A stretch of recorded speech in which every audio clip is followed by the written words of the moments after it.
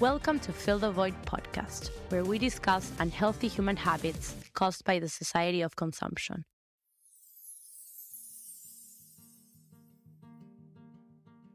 Welcome to Fill the Void podcast. Today our guest is Giordano, a triumph over abuse, addiction, and homelessness. Within 38 years of sobriety, he turned 300 into a 45 million holistic treatment center, now excelling as an author, speaker, and police chaplain. Tune in for insights into holistic mental health and trauma recovery from this global research leader. Hi, John. How are you? Good. It's nice to see you. I'm alive and above ground. I'm doing good. I didn't think I would be for years, but here I am. Nice. I'm glad. First of all, I want to ask you basically for you to tell me your story in detail. Like, what's your story? How did it all start? Okay. Well, my story, what I want to do is I want to tell my story, and then I want to tell you how to fix a lot of the things that nobody's fixing. Yes, Okay? I like So that. we can get Yes. into the solution of things instead of just saying, oh, I'm an Yeah. addict, I did this, I did that. Everybody has a story. But I'll tell Yeah. you my story and where I winded up and where I'm going. How's that? Yes. Amazing. Okay. So I'm 77 years old. I'm a grandmaster in the martial arts also. Black Belt Hall of Fame, National Karate Champion. Recovering addict, I have actually now 39 years of recovery. We have to fix that little intro there. And Nice. I don't want to lose a year. I worked hard for that one. Yeah. Anyway, I started my journey. Well, let me tell you a little bit about my family. My family is like a mafia type family. My Mhm. father was a heroin dealer.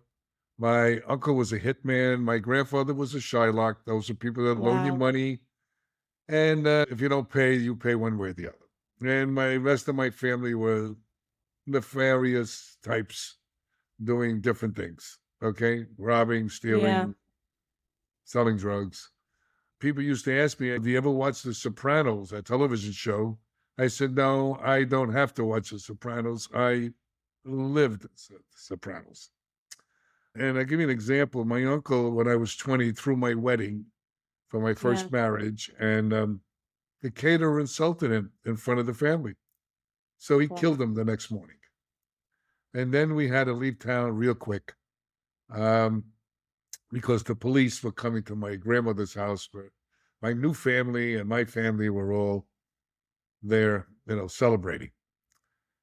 Anyway, my journey started. I was 8 years old. My father went to jail for 4 years. When I was 8.5, I got molested from some boys in the neighborhood. And that got a little confusing for me as a young boy. And there was a little Imagine. piece of me that liked it. And the rest of it was shame, guilt, horror, nightmares, and all kinds of stuff. Yeah. I was 9. My babysitter molested me. She was 14. And that led me on another journey of different things that happened to me. Then I was in gangs when I was a kid. I want to do it really brief. I was in karate. I joined karate class when I was 14 and a half. I fell in love with the martial arts. And the reason I got into the martial arts, I was in a gang, and my friend and I said, hey, let's go upstairs and see if we can beat up the karate teacher. By the way, I don't suggest you do that. It's not a good idea. Anyway, we went upstairs. We looked at the class. It was getting late, so I had to get home because my father, who was home from jail by now, would hit me with a belt. So I had to make sure I got home on time. And I went and I said, I want to join. My mother said, you can't because you might get hurt. And my father says, no, he's joining. And they finally agreed. And the first class I had, they taught us how to fall and roll. And the short little, chubby little guy was the teacher. And I'm looking at him saying, wow, this is a joke. Anyway, he sat us down and he says, all right, I'm going to teach you how to block a punch. He says, I want to volunteer. So I raised my hand right away. He's talking to the class. I decided to sneak punch him in the face. Well, not a good idea. All I know is I went from point A to point B. It was laying on the floor. I had a foot in my throat and had this little round face looking down at me. And I fell in love with the martial arts.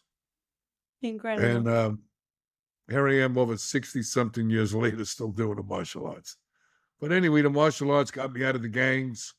I never did drugs and alcohol when I was a kid. I drank, but I used to throw up, so I didn't like drinking.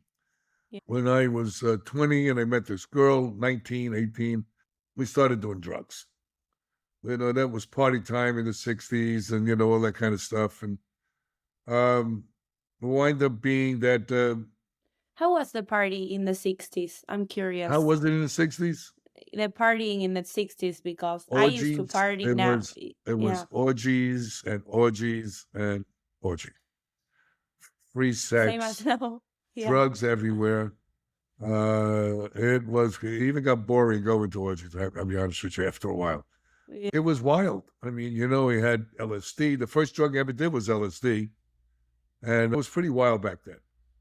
Yeah. It's different. People were different. Vietnam was running around then, and everybody was fighting about that, and it was a different world. You know, Yeah. the government was even different. Today, they used to leave crumbs on the table. Now they take everything. You know. Yeah. So, Exactly. and I believe the government was even more for the people then, even though it wasn't really that much. But today, I don't believe they're for anybody. I don't care if you're Democrat, Republican, whoever you want to be. It doesn't matter. It's all the same Mm, stuff. yeah. Anyway,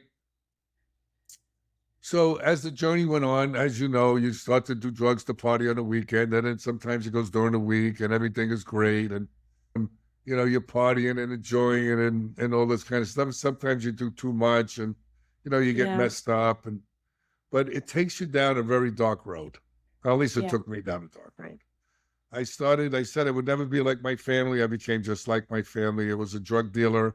I used to sell guns to the hitmen in Puerto Rico. I used to do collection work for the smugglers with my black belts. I used to teach one of the cartels in Colombia and Cartagena. I used to teach their bodyguards self-defense. I did a lot of really wild, crazy, insane things that I should have died multiple times. Anyway, I didn't die. So here I am talking to you. And as time went on, I started getting, drugs affect your brain and damage the way you think. Yeah. And I don't think anybody's going to argue that drugs don't damage the brain. They do. They look at people and you look at things that you do, and there's always a good reason to what you do. And um, you became selfish and self-centered, highly manipulative. You blame everybody, blame God, blame your mother, your father, your brother, your sister, Yeah. whoever. Everyone. You get in trouble, you blame the police. They shouldn't have arrested you for that crime. It gets pretty stupid, if you want to know the truth. Now, a lot of people think addiction is just drugs and alcohol. It's not.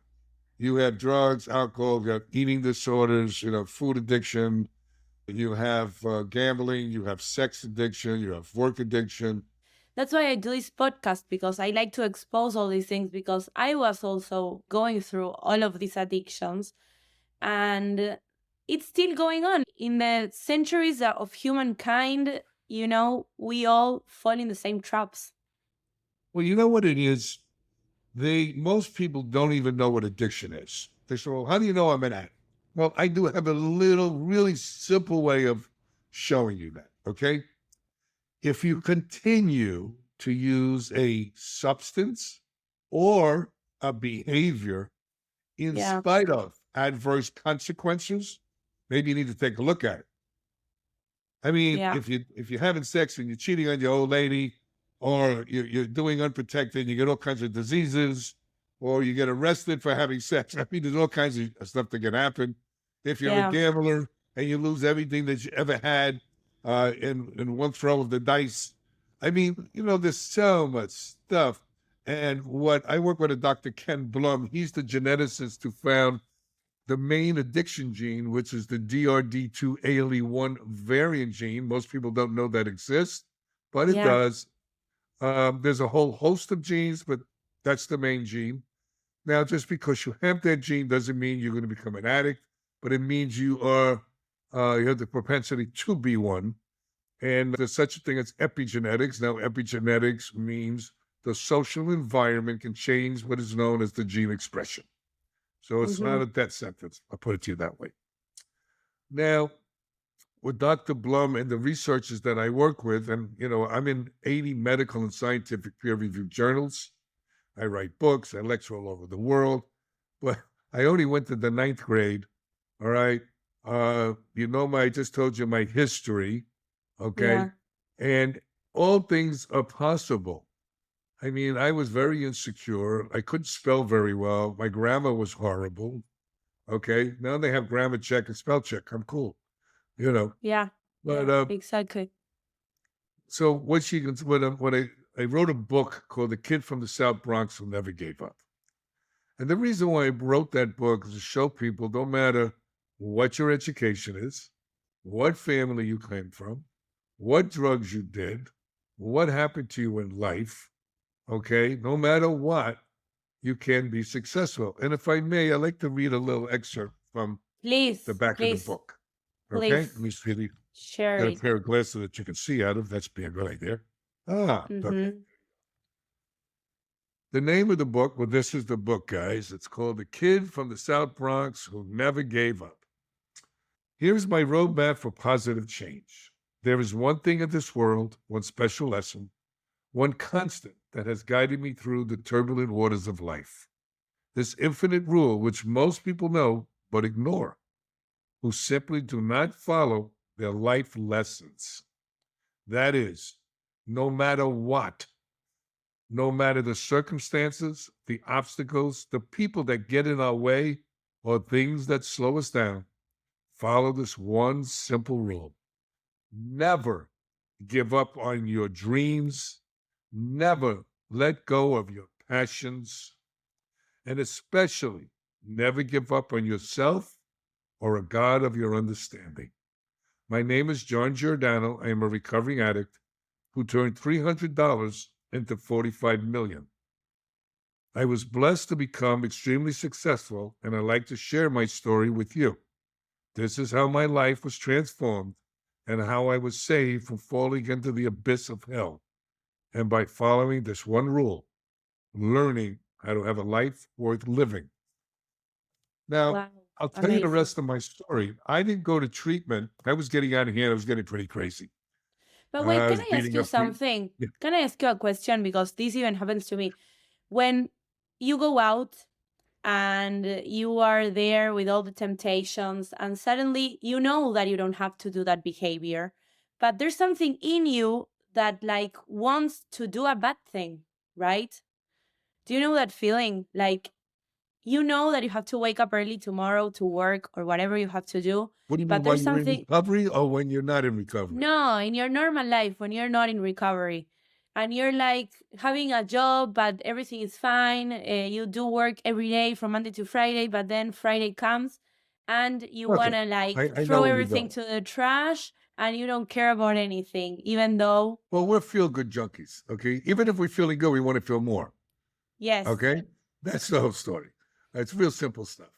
We know it's when you're not in recovery, you don't look at these things in its entirety. What you do is you look at the buzz.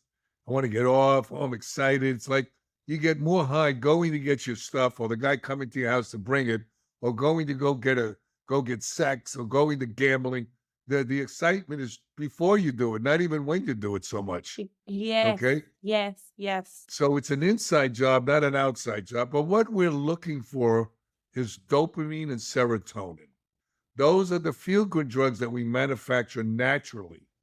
And that's where, when you're genetically predisposed, you don't have enough receptor sites in your brain. yeah, Okay. So you're always searching for that. Even though I'm feeling good, I want to get high. Even yes, though I'm feeling good, I want to do things I know I shouldn't be doing. And when I'm feeling bad, of course, I want to do everything. All right. Bad, good, it doesn't really matter. Money, no money, doesn't matter. This one made you do it. That one made you do it. Doesn't matter. You do it because it's an inside job, not an outside job. yeah, And that's just the bottom line. So, anyway, my family finally did an intervention on me. That's when your family members get together and a therapist and they want to put you into treatment. I'm wondering yeah, who's putting them into treatment, okay? Because I know who they are, yeah, okay? So, anyway, I had some coke in my sock. My mother said she never talked to me again. I said, okay, Mom, all right, I'll go to treatment. I figured I'd get everybody off my back. I didn't want to stop using. I just wanted them to stop bothering me. So I went to the bathroom, took a couple of bumps, and then I got wasted and I went up to the treatment center. And that's how I started my journey in treatment. I never unpacked my bag. I always had my bags packed. I always just pull a shirt out of a pair of pants. And I remember I was in group and they asked me to share my deepest feelings. And I says, look, I wouldn't even get high with you people, let alone tell you my story. And if I tell you some of my stuff, I probably have to kill you. So forget it. All right. I was nasty. I was angry. I didn't want to be there. I had a lot of shame, a lot of guilt. But what happened as time went on, I started to clear up. Now, I always wanted to leave. Every time I went to leave, they grabbed me and they said, oh, John, come talk with us. And I would go back into my room with my little luggage and, sit in there and say, these people are full of crap. Well, I'll just stay here, you know. So anyway, what happened, it was, I went into treatment December 4th, okay? And it was Christmas Eve. I wanted to go. Christmas Eve was coming up. I wanted to go home. I told them I wanted to spend time with my kids and my wife, and I didn't want to see me in the hospital. I was lying. I wanted to go home because my friends would give me Christmas cards with Coke in it. That's why I wanted to go home. All right. Yeah. So they said, no, you can't go. Well, I don't know anybody out there, man. Uh, I didn't just get angry. I used to get rageful. All right. And then just go away. I punched the door. I went in my room, threw stuff around my room. And, I said, what am I doing here? This sucks. And I had, but I cleared up. So I'm starting to feel a lot of shame and a lot of guilt. And, I started to see what I was hurting my kids, myself, my family, other people that even cared about me. And Yeah. I remember my therapist saying, hey, John, you ever pray on your knees? I said, look, man, I'm a recovering Catholic. We always prayed on our knees. I got calluses on my knees. So what are you telling me? So he says to me, well, how about humility? I said, give me a break. What do you mean, God or whatever you want to call him? Doesn't listen to you because you're not on your knees or something? So he says, no, just give it a try one day. So he was in my head. Therapists get in your head sometimes. When you hear their voice and they're talking in your head. And the other guy's going, screw him. Yes. So you got a whole conversation going on. You got a committee. Yeah. All right. Hey, Yeah. let's go on. Yeah. Screw this shit. I'm out of here. You know? So I was really hurt. And I says, I'm going to put my knee down. So I went to put my knee down and I couldn't get it down. Now, I know that sounds a little weird, but it wouldn't go down. And I said, what the hell is this? So I had to push it down. Then I had to push my other knee down. And I sat there and I was crying. And I said, look, I don't know if there's God, Jesus, Buddha, whoever you are, whatever this is, please take this away from me. I can't handle this pain any longer. I'm tired of being tired. And it went away like it never was there. Like it never was there. And I went, what is this? And I tried to get it back, but it wouldn't come back. So that was my spiritual awakening and treatment. I finally realized what I was doing, what it was doing to me. I became an inhuman human. I became all the things that I said I would never be or never thought I would be. And I got in touch with a God of my understanding. And my original God of my understanding was I was at a meeting and some old timer came up to me and he goes, hey, John, because I used to go to meetings and go, God, I don't want to hear, I didn't come here to join a new religion, man. They told me to come to these stupid meetings. I'm coming here. I feel like getting Yeah. high and listen to these stories and, all that negative stuff that we do because we don't want help anyway. We think Yeah. we got the best way to do it, even though it never worked. Anyway, Yeah. so the guy said, how about G-O-D? I said, look, man, I know how to spell. He said, no, no, no, no, John. How about good orderly direction? God, G-O-D. I said, that I could do. That was my higher power for the first 2 years. And then it transformed into other things. So spirituality really is the foundation of any kind of recovery, broken my blade. Not religion. Learn to be kind instead of right. Don't hurt yourself or other people. Do your best not to lie, cheat, or steal. All right? help people less fortunate than you. Simple things that a human being could do. You don't have to have money to do that. Doesn't matter if you're broke. Yeah. Okay, it's a joke. Now, when I started this journey in recovery, I was 37 years old. I got divorced. They told me don't change anything after, for a year. And it was about 9 months. And my wife at the time, she was still doing drugs. And here I am living in the And how house. did She's you getting do? high. And I'm going, man, what am I doing? I was telling my therapist, I can't do this shit anymore. You Yeah. know? I had two little kids running around, and I said, man, this is crazy. So I got divorced. She got the house, she got the car, she got everything. And I ended up homeless. So my friend lent me a room, and he owned a hotel. And here I am in a hotel with a little 2 beds, a little warmer for a kitchen, sink, and a bicycle. Somebody loaned me, and I had a jar where I used to put my quarters in when I had quarters. I was teaching karate on the side. And I couldn't do collection work for the smugglers anymore. I couldn't sell drugs anymore. And now here I am. Uh, don't know where I am doing, what I'm doing. If I want to even do this, why am I doing this? All these emotions coming up, and I don't know what to do with them. Yeah. And they taught me to go to meetings, say a prayer, uh, all this stuff. And I said, these people are nuts. I don't know what to do with this stuff. I'm sleeping at night and my mind is going like this and I can't sleep. And I never forget, I went to my therapy session and my therapist says, how you doing? I said, terrible. I thought this was supposed to feel better. He said, did you use today? I said, no. John, you're already doing better. And I got that one. Because every time I used and I tried to run away from something, I created 9 other problems. Exactly. So now the original problem was there and 9 more. Yeah. So I'm sure you relate to that, right? Yes. Real simple Yes. stuff. Okay. Completely. And then I went on this journey. My son almost died. He followed daddy, selling drugs, doing drugs. Now my kids did the same stuff I did. Mm, And I said, you know what? I got to do something to help people. And that's the best high in the world. Let me tell you something, man. I did every drug known to man. You name it, yeah. I did it. And all I can tell you is in every behavior you want to think about, I dabbled in, Yeah. not Yeah. once, not twice, maybe 3 or 4 times, just to make sure that Yeah. I didn't. Yeah, how that goes, right? So Yeah. uh, helping people is the best high I've ever had. Because when you help one addict or alcoholic or gambler or whatever, you help a whole family. Yeah. And you don't even realize that. Because Yeah. everybody's addicted to the person, the addict. All right. They're enabling them, they're codependent with them, their life isn't working. So your life's not working. I mean, it's like one of those things. Mm-hmm. So I went back to school. I got my GED. I got all kinds of other degrees and a doctorate degree and all this other stuff.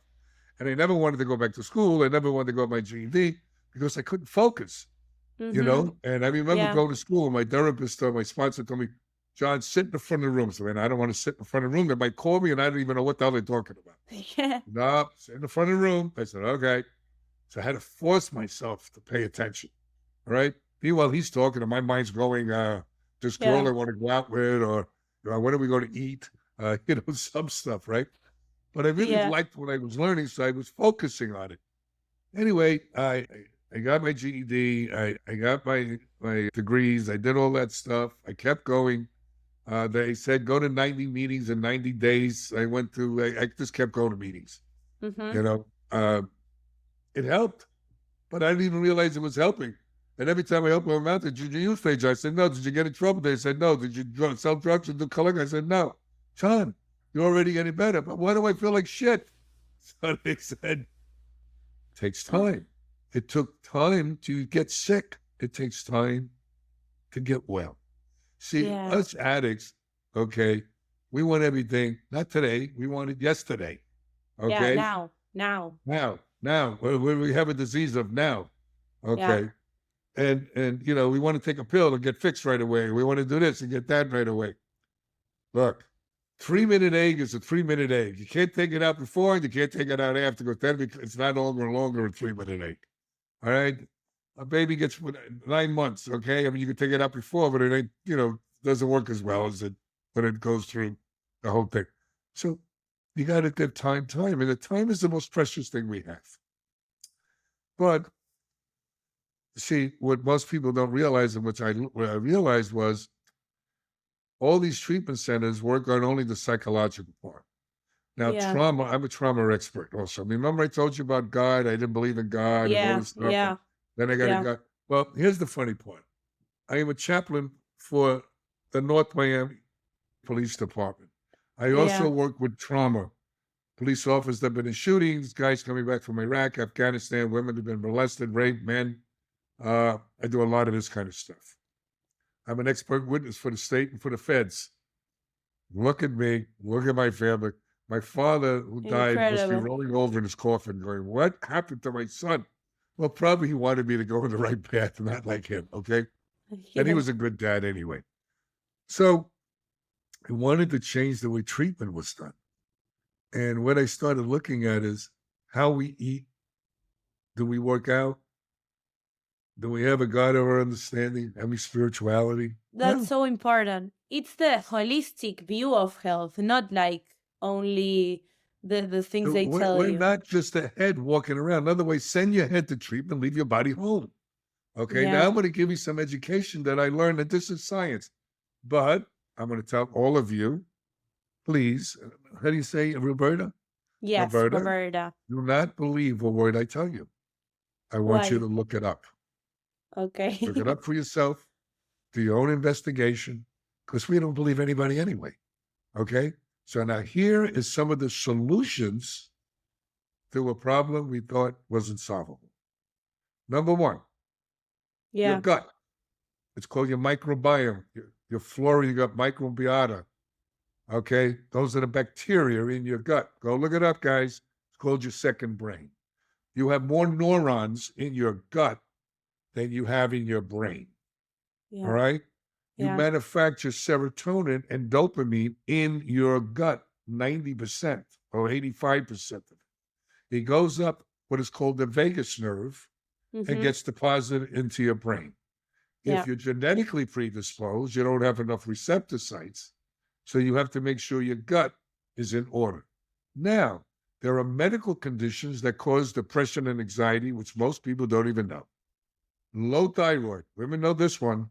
If you have a low thyroid, you can have depression and anxiety. If you have what is known as, and look this up, guys and ladies, leaky gut syndrome, H. pylori infection, these are gut issues. You can have depression and anxiety, especially alcoholics, hypoglycemia, okay, low blood sugar, depression and anxiety, Yeah. low testosterone, high testosterone, okay, depression and anxiety. This is all in the medical literature, okay? Yeah. Heavy metal, toxicity, heavy metals, mercury, lead, antimony, arsenic, all these things that are in our food supply and our water supply, and all these things which we have to pay attention, causes neuro, okay, interruption. And But it that's why, mimics, like, in society today, society is so toxic. Even like processed foods, whatever they tell us to eat, it's all toxic. The water is all toxic. So it's more difficult to live a healthy life than to do that's whatever right. they tell you. And that's why So we here's the suffer. thing. You have to pay attention to it. Most addicts eat processed food, all right, sugars, Coca-Colas, energy drinks, all kinds of stuff. This is a body. You wouldn't put diesel fuel in your gasoline car. It's Yeah. fuel, but I don't think you want to do that, Yeah. okay? Because your engine won't work anymore. Well, you have an engine here. So also you have what is known as closed head injuries. Now, a lot of us fall, get stoned in our head. We get into fights. We get punched in the head or whatever happens, or women get abused or get punched around. All right. All these different things can happen and you damage parts of your brain. Okay. Along with the drugs. Is anybody going to argue with me that drugs and alcohol don't damage the brain? Of course they do. Nobody. Okay. So you lose your proper functionality of your brain. I lectured to almost 100 countries about this, and inevitably, every psychiatrist and doctor and researcher and neuroscientist, they all come up to me and they go, Dr. Giordano, we never even heard of this stuff. We never even put this together. I said, well, if you want a comprehensive, holistic, or a global approach to healing, you have to look at all these different quadrants that are connected to the body, mind, body, and spirit, Yeah. okay, in order to truly heal someone. Yeah. Yeah. See, therapists don't heal, programs don't heal you. All right. You heal you. What these things do is give you a roadmap to healing. Now, if you Exactly. want to go off road, go ahead, but I don't know where you're going to wind up. Okay. Yeah. So the bottom line is that even though a lot of times you don't think you're learning something, your brain is working. This is a computer, man. It's Mm-hmm. absorbing information whether you know it or not. Yeah. Okay. And you'll regurgitate it. Now, so I got into this, and what I did was in my treatment center, I had a 62-bed patient facility, but I started it with $300 because I was What broke was as the a joke. first what was the first thing you did with those 300? What the first thing I did? Yeah. Well, give it to the landlord. No, but I'll tell you the story. Well, it wasn't my first treatment center. I don't want to go into all the stuff because it's in my book. I want you to get the book because it's going to help motivate Yes. you. Okay. Yes. Yes. Yes. I got cheated out of my first treatment center. I was broke. I was living in this hotel room. HIV came around. Remember, this Mm. was 1984, 1985. And I don't like to wear raincoats. So I would wind up probably catching HIV. All right. Um, by the way, a raincoat is a condom. All right. Okay. Yeah. Anyway, so you have to understand that I don't know how it worked, but I winded up opening up a treatment center, borrowing money from a friend of mine, and it wound up the whole thing with my doctor and my therapist. But I got cheated out of my treatment center because I'm a street kid. If you mess with me, I punch you in the face. Okay. I didn't have a lawyer. I didn't have any of that stuff. Okay. My second treatment center happened again to me, and that was a bummer too. But I needed 6,000 hours of supervision in order to get my degree, and I needed to go to school and get 300 hours. So I had to swallow my pride and my ego, even though I was cheated out of my treatment center. These people allowed me to work there, really nice people. Anyway, what the bottom line was is that I had a goal. You need a goal in life, small, short term, midterm, long term goal. And I was focused on my goal. I wanted to learn everything about the business. I wanted to learn everything about therapy. I wanted to do all these different things, and that's what I did. Yeah. And anyway, my last treatment center, um, I had a spending addiction. I only had $300 left in my bank account. My friend owned the property. It was 750 square feet of space. And I said, well, how much is it to rent it? He says, how much money you got? I said, $300. And he said to me, okay, run it for a couple of months, make some money, and then pay me the $300. And then I went partners with a friend of mine. And then he went and he did the business part because I didn't do business. I just like to do therapy. Yeah. And what wound up happening was it grew and it grew and it grew and it grew and it grew. We brought his son in. He did the internet. We was getting a great reputation. And I started instituting other things that truly, truly worked. And we did acupuncture. We did massage therapy. We did colonics, hyperbarics, that's oxygen under pressure to help heal the brain. Yeah. We did sound and light therapy. We did aromatherapy. We did micronutrient testing to see where you were deficient in your body of nutrients. That's We did incredible. gut testing to see if your gut was out of whack and see what diseases that you may have. We did things that this is over 20 years ago, guys. So Mm-hmm. nobody even knew about this stuff. Yeah. And I always liked to learn and research. And then I got into psychedelics.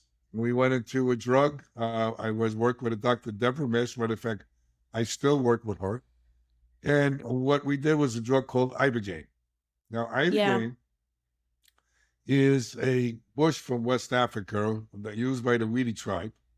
They used it for what is called a rite of passage from boyhood into manhood, let's say, right? Mm-hmm. And there was this heroin addict named Howard Lutzoff who actually came to Gabron, went to Gabron to get high.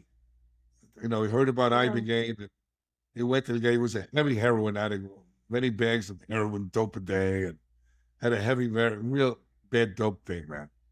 And he did Ibogaine and woke up the next morning detoxed, 24 Wow. hours, no Wow. cravings. He said, being a good actor, he said, wow, I can make money with this. So he opened up a place in Panama. All right.